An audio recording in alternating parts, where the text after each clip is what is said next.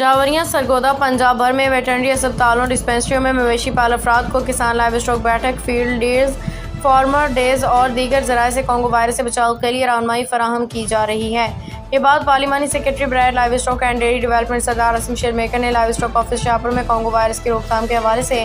محکمہ live stock Punjab کی جانب سے کئی مہم کی افتتاحی تقریب کے موقع پہ صحافیوں سے گفتگو کرتے ہوئے کہی۔ Deputy director livestock doctor Syed Asif Shah نے کانگو وائرس کے حوالے سے تفصیل بتاتے ہوئے کہا کہ کانگو وائرس ایک بیماری ہے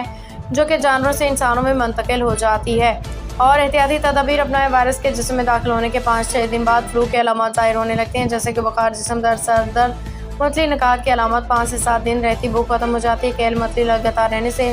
شدید کمزوری ہونے لگتی ہے، سرخ دانے نکل آتے ہیں جسم پہ، منہ میں چھالے نکل آتے ہیں، مسوڑوں سے خون آنے لگتا ہے،